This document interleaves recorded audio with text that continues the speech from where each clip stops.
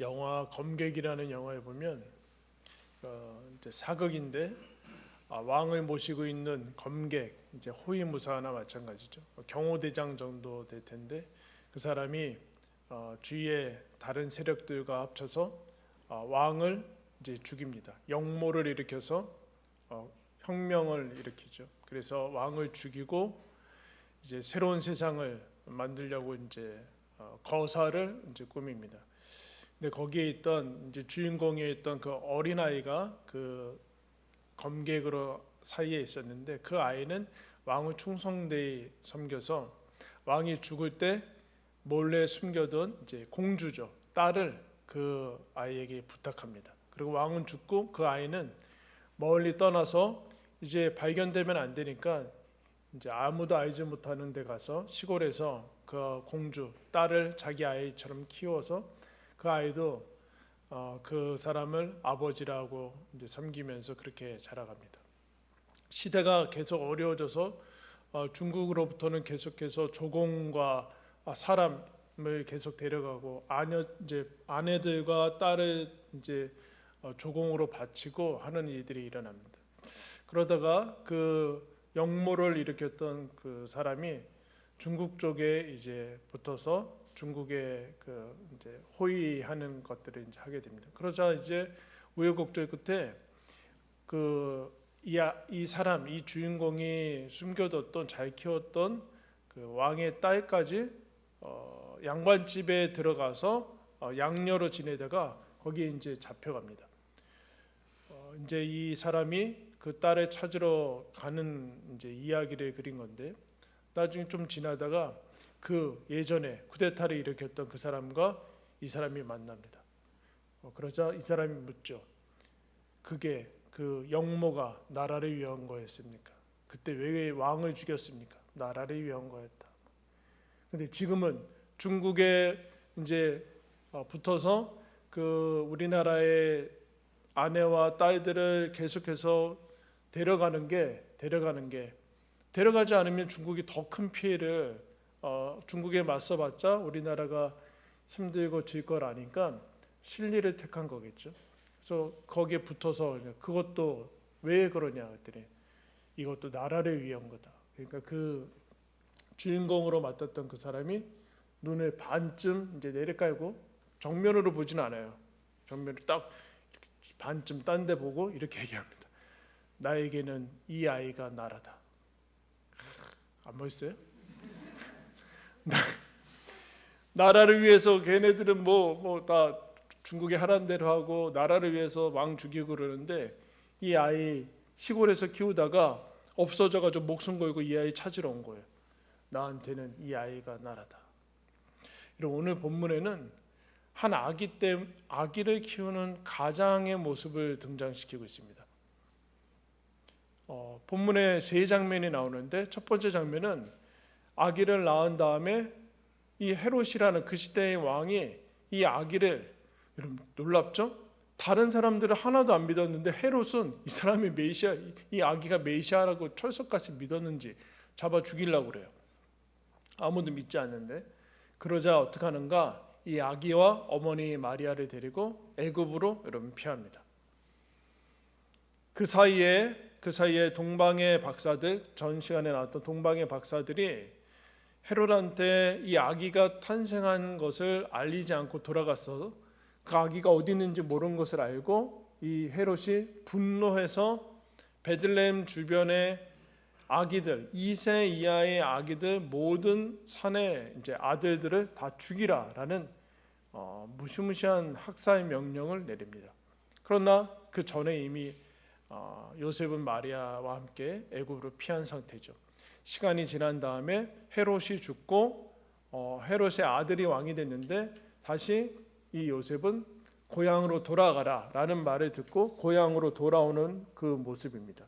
그런데 이 세 개의 장면에 다 무엇이라고 적혀 있는가? 선지자를 통하여 하나님의 말씀을 이루려 하심이라. 여러분, 지금 요셉은 헤롯이 아기를 찾아 죽이려고 하는데 이 아기가 예수님이고 메시아입니다. 성자 하나님인데 여러분 같으면 어떻게 해야 돼요? 헤롯이 죽어나가야죠. 하나님이 살아계시고 역사하신다면 헤롯이 당장 어떻게 되던가 급사하던가 그래야 되는데 그렇지 않고 헤롯이 죽이려는 거 무서워서 고향을 떠나서 애굽으로, 여러분 그것도 야반도주합니다. 밤에 도망갑니다. 그리고 죄 없는 아기들이 죽을 뿐만 아니라 나중에 시간이 지난 다음에 요셉한테 헤롯 죽었다, 너 이제 고향으로 돌아가라고 하니까 여러분 놀라운 장면이 하나 나와요. 22절 말씀 보겠습니다. 그러나 아켈라오가 그의 아버지 헤롯을 이어 유대의 임금됨을 듣고 거기로 가기를 무서워하더니 꿈에 지시하심을 받아 갈릴리 지방으로 떠나갔다. 요셉이 하나님의 사자가 나타나서 헤롯 죽었으니까 돌아가라 그러니까 뭐라 그래요? 그 아들이 왕이 되어서 그곳으로 가기 무서워했대요. 여러분 뭘까요 지금?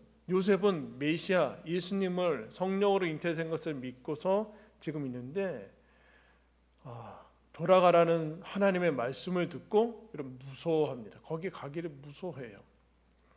여러분이 하나님이라면 아들 성자 하나님 예수님을 어떤 부모한테 맡기겠어요? 어떤 아버지? 칼을 잘 쓴다던가 뭐 물리력이 있던가 경제력이 있던가 헤롯에 맞설 만한 정도의 그 정도의 힘이 있던가 하는 그 부모한테 맡기지 않겠습니까? 지금 요셉의 모습을 보세요. 밤에 헤롯과 맞설 그런 거 전혀 없어서 애굽으로 피했다가 지금은 또 가라니까 돌아가니까 무서워가지고 못 가고 겨우 그러면 갈릴리로 가라. 그래서 갈릴리는 나사렛이라는 곳으로 가게 되는데 요한복음에 이렇게 얘기하죠. 나사렛에서 무슨 선한 것이 나겠느냐라고 유대인들조차도 스스로 알지도 못하는 시골, 완전히 촌에 가서 이제 살게 됩니다. 여러분, 예수님의 부모로 너무 자격 미달 아닙니까? 하나님이 실수한 걸까요? 하나님이 왜 더 훌륭하고 유능하고 능력이 많고 하는 부모에게 맡기지 않았을까요? 여러분, 우리는 신앙이 어떤 거라고 생각하세요? 하나님의 나라가 이루어지고 하나님의 역사라는 것이 어떤 거라고 생각합니까? 우리는 흔히 위대한 성취와 위대한 비전과 위대한 전략과 타의 추종을 불허하는 헌신과 이런 것들로 하나님의 역사가 나라가 이루어진다라고 우리 그렇게 생각하는 것 같습니다. 그래서 하나님의 나라와 하나님께 도움이 되기 위해서는 우리는 잘나야 되고 유능해야 되고 유명해야 되고 유력한 사람이 되어야지만 하나님의 역사와 하나님의 뜻 가운데 하나님의 말씀을 이룰 수 있다라는 그런 오해를 우리가 신앙인들이 많이 가지고 있어요. 그래서 우리 평범한 우리들은 신앙생활을 아직 시작도 하지 않고 그냥 대충 어느 정도 따라가는 정도로, 그러나 나는 어차피 위대한 사람도 아니고 유명한 사람도 아니고 유력한 사람도 아니니까 그냥 자포자기하고 반쯤은 체념한 상태에서 그냥 인생을 살아가는 그런 모습을 봅니다. 그런데 여러분 보십시오. 요셉은 그냥 지금 아기를 살리려고 피난 갑니다. 그리고 헤롯이 죽어서 좀 상황이 나아져서 가는데 그것도 무서워서 시골로 갑니다. 근데 하나님이 뭐라고 합니까? 하나님의 말씀을 이루려 합니다. 하나님의 말씀이 이루어지고 있다. 이런 얘기를 하고 있어요. 놀라운 얘기를 하고 있죠. 그럼 이게 우리가 가지고 있는 신앙의 오해를 처음부터 예수님이 오시면서부터 잘 막아주고 있어요. 이방인의 사도로 부름받은 바울이 여기저기 다니면서 복음을 전하고 교회를 세우게 됩니다. 그런데 여러분 그 세워진 교회에 시간이 지나면 바울이 한 곳에 머무를 수 없고 그 당시에는 목회자들이 많지 않았기 때문에 자리를 비우게 되면 그 자리에 거짓 선지자나 아니면 자기의 야망을 이루고자 하는 사람들이 들어가서 첫 번째 하는 일이 뭔가, 너희들에게 복음 전해준 사도 바울 가짜다 이런 얘기예요. 왜냐하면 사도 바울에게 주목됐던 이목들을 다 끌고 자기가 이제 그 주목을 받기 위해서 끌어내죠. 근데 그들이 공격하는 것은 대부분 이런 거예요. 사도 바울 봐라, 얼마나 못생겼냐, 말도 못하지 않냐, 말 주변이 별로 없어, 언변이, 그리고 무슨 진짜 사도가 감옥에 갇히냐. 그런데 왜 이런 얘기를 할까요? 거짓 사도들과 다른 사람들은 그렇지 않은 거예요. 번지르한 거예요. 유능하고 말도 잘하고 이게 다른 거예요. 그런가? 그래서 사도 바울이 오죽 답답하면 고린도후서라는 책을 써서 자기의 사도권에 대해서 얘기를 합니다. 자기 자신을 변명하는 게 아니라 자기가 전한 복음을까지 훼손되는 것을 막기 위해서 그걸 전하죠. 그래서 뭘 자랑하는가? 거짓 사도들이 우리는 히브리인이고 우리는 문벌이 좋고 스펙이 좋고 그런 거 자랑하는데 나도 그렇다 하면서 어리석은 자랑을 하게 돼요. 고린도후서 11장 말씀은 제가 읽어드리겠습니다. 그들이 그리스도의 일꾼이냐 정신없는 말을 하거니와 나는 더욱 그러하도다. 그러면서 자랑을 해. 이런 자랑을 하죠. 내가 수고를 넘치도록 하고 옥에 갇히기도 더 많이 하고 매도 수없이 맞고 여러 번 죽을 뻔했다. 유대인에게 40에서 하나 감한매를 5번 맞았고 3번 태장으로 맞고 1번 돌로 맞고 3번 파선하고 일주일을 깊은 바다에서 지냈으며 여러 번 여행하면서 강의 위험과 강도의 위험과 동족의 위험과 이방인의 위험과 시내의 위험과 광야의 위험과 바다의 위험과 거짓 형제 중의 위험을 당하고 또 수고하고 애쓰고 여러 번 자지 못하고 줄이며 목마르고 여러 번 굶고 춥고 헐벗었노라. 이게 뭐가 자랑이에요. 근데 이런 얘기를 하면은 사람들은 우리는 어떤 생각을 가지냐면은 저 사람 하나님의 사람 아닌 것 같아. 하나님이 살아계시는데 하나님께 쓰임받는 사람은 저렇게 자기 앞가림도 못하고 변변치 못하고 위험해서 막아주지도 않고 이런 생각이 있는 것 같아. 그렇지 않다. 오히려 이런 게 없는 게 거짓 사도다. 거짓 사도라는 게 뭐예요? 신앙이라. 여러분 우리가 신앙을 그렇게 오해하고 산다는 오해. 믿음이 있다는 건 하나님의 말씀을 이룬다는 건 내가 엄청나게 세상적으로도 잘될 그런 곳으로 한다. 근데 뭐예요 지금? 요셉의 연약함과 못남이 하나님의 말씀을 이루는데 전혀 방해가 되지 않아요. 그리고 요셉과 예수님은 이런 거 우리가 지금 신앙 하나님이 안 도와주고 내가 못났다라고 생각해서 겪는 그 현실의 고달픔에서 하나도 면제가 되지 않아요. 그게 신앙과 아무 상관이 없다는 우리의 상관이 없다. 그러면 하나님의 뜻과 말씀을 이루는 그 구체적인 핵심은 무엇인가? 여러분 한번 13절 보겠습니다. 그들이 떠난 후에 주의 사자가 요셉에게 현몽하여 이르되 헤롯이 아기를 찾아 죽이려 하니 일어나 아기와 그의 어머니를 데리고 애굽으로 피해라. 그러니까 14절에 뭐라고 나왔어요? 요셉이 일어나서 그리고 19절부터 나오죠. 헤롯이 죽은 후에 주의 사자가 애굽에서 요셉에게 현몽하여 이르되 일어나 아기와 그의 어머니를 데리고 이스라엘 땅으로 가라. 아기의 목숨을 찾던 자들이 죽었느니라 하시니 뭐라고 그래요? 요셉이 일어나. 여러분 요셉의 삶을 꿰뚫고 있는 한 가지 단어가 있어요. 뭘까요? 한번 따라하겠습니다. 순종. 요셉은 마리아와 약혼을 끊으라고 했어요. 그때 주의 사자가 나타나서 무서워하지 말아라. 내 안에 잉태된 것 성령으로 된 것이다. 그 얘기 듣자마자 주의 사자의 지시하신 대로 분부하신 대로 아기를 데려오고 애굽으로 떠나라 하니까 떠나죠. 그리고 다시 돌아오라 하니까 돌아와요. 이 요셉한테는 순종하는 이 모습이 있어요. 순종하는 모습. 어떤 것에 대한 순종이죠? 하나님 말씀에 대한 순종이에요. 여러분 왜 하나님께서 그 많은 단어 중에 말씀이라는 단어를 쓰셨을까요? 말씀이 뭐예요? 쉽게 얘기해서 여러분 대화라고 할 때 여러분들이 어떤 사람하고 대화라고 할 때 대화는 인격적이죠. 동등한 상태에서만 대화가 되는 거예요. 헤롯이 영아들 다 죽이라라는 것을 여러분 말씀이라고 하지 않아요. 거기에는 여러분 순종이 필요 없죠. 왜냐하면 다른 선택지가 없으니까. 그 말 안 들으면 죽거나 엄청난 일이 벌어지니까 그것을 가지고 말씀이라고 하지도 않고 순종이라고 하지도 않아요. 하나님의 말씀은 인격적이고 동등한 위치에서 우리에게 다가오시는데 순종은 무엇인가? 언제나 자유함 가운데 일어나는 일이에요. 자유함은 무엇일까요? 선택지가 있는 거예요.